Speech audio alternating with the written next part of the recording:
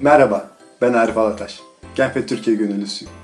Bugün size oyunlaştırma günlüklerinde Simon Sinek'ten bahsedeceğim. 1973 yılında İngiltere'de doğan Simon Sinek, antropoloji üzerine eğitimini almıştır. Eğitimini tamamladıktan sonra reklam sektöründe hayatına devam etmiştir. Bulmuş olduğu bazı iş modelleriyle Amerika'da çok fazla ün kazanmış, ardından birkaç tane iş üzerinde kitapları yayınlanmıştır. Motivasyonel koçluk eğitimlerine hala günümüzde devam etmektedir. Simon Sinek, TED Talks'ta altın çember konuşmasıyla ünlüdür. Peki nedir bu altın çember? Altın çember bize ne, nasıl, neden sorularını sorar. Simon özellikle bu iş modelinde soruları içten dışa doğru sormasını tavsiye eder. Ayrıca ne sorusunu sormak istediğimiz zaman her insanın bu soruyu cevaplandırdığını söyler. Nasıl sorusunu sorduğumuzda bazı insanlar bu sorunun cevabını bilir ve kendisine değer katar veya iş modellerine değer katar diye belirtir. Neden sorusu sorulduğunda işte bu sorgulayıcı bir sorudur ve insanlar nasıl, niçin sorularını kendilerine sorar ve geliştirirler diye söyler.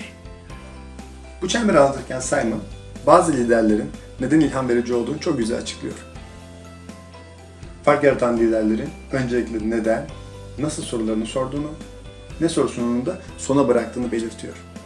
Hatta videosunu çok güzel bir cümleyle de kapatıyor. Bu cümlede liderleri severiz ve örnek alırız. Ama onlar için değil, kendimiz için yaparız diye belirtiyor.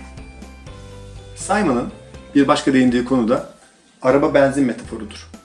Burada arabayı şirketlere, benzini de paraya benzetir. Money is fuel, and fuel is very important. I think money there's nothing wrong with money. It's just we have to understand the purpose of money, right? So the company is the car, and money is the fuel. So I don't care how amazing your just cause is and how wonderful your culture is. If you have no money, you don't go anywhere. Like you might have bought the most beautiful car, you got no gas, you got nowhere to go. The purpose of a car is not to buy gas. The purpose of a company is not to make money. The purpose of a car is to go somewhere, and fuel helps you get there. Right. The purpose of a company is to accomplish something, to advance a greater cause, to contribute to society, and money will help you get there. Very necessary, very important, but it's not the reason we bought the car in the first place. Burada sorulacak soru, araba benzin için mi vardır, yoksa hedefe ulaşmak istediği yol için mi vardır? Ve burada özellikle değindiği kısımsa kurum kültürünün ne kadar önemli olduğudur. Ayrıca Simon'ın 15 dakikalık 2016'da yapmış olduğu efsane konuşmaya değinmek istiyorum. Sunucu Simon'a bir soru sorar ve Simon 15 dakika boyunca nefessiz bir şekilde konuşmasına devam eder. Soru da gençliğe yöneliktir. Yeni nesil ve yeni neslin teknolojiyle iç içe olması, teknolojiyle iç içe olduktan sonra değişen davranışları ve bu davranışların iş hayatına etkileri. Ve Simon bu videoda inanılmaz derecede gerçek örnekler verir. Ve belli bir zamandan sonra bu video viral olur. And the worst part about it is they think it's them. They blame themselves. They think it's them who can't deal. And so it makes it all worse. It's not. I'm here to tell them it's not them. It's the corporations, it's the corporate environments, it's the total lack of good leadership in our world today that is making them feel the way they do. They were dealt a bad hand, and I hate to say it, but it's the company's responsibility. Sucks to be you, like we have no choice, right? This is what we got, and I wish that society and their parents did a better job. They didn't. So we're getting them in our companies, and we now have to pick up the slack. We have to work extra hard to figure out the ways that we build their competence. We have to work extra hard. Simon, iş hayatında teknolojiyle büyüyen yeni neslin değişen davranışlarını ailelerine bağlıyor. İş yerlerinin de bu konuda yeni nesli desteklemesi gerektiğini belirtiyor. 1940'lı yıllardan beri süregelen mesai saatleri, masa düzeni ve toplantı odalarının günümüzde de bu şekilde devam etmeyeceğini ve değişime uğrayacağını belirtiyor.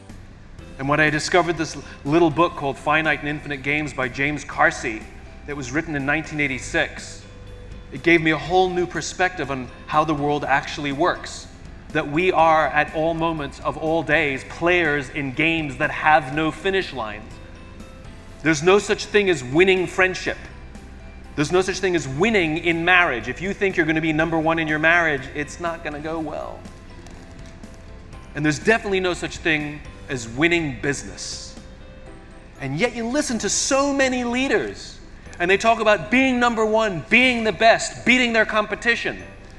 They have no idea how the world is actually working. They're playing with the wrong mindset for the game that they're actually playing, and when you play with a finite mindset in an infinite game, you damage trust, you damage cooperation, and you hurt innovation, and eventually the organization struggles and goes into decline. İşte oyunlaştırma tam da iş süreçlerinde devreye girecek. Ve iş süreçlerinde oyun dili, sosyal kurgular, statülerle oyunlaştırılarak yeni nesil motivasyonun kapısını aralayacak. Son olarak Simon Sinek'in dediği gibi bir işin neden olduğunu düşündürün. Evde kalın, oyunla kalın.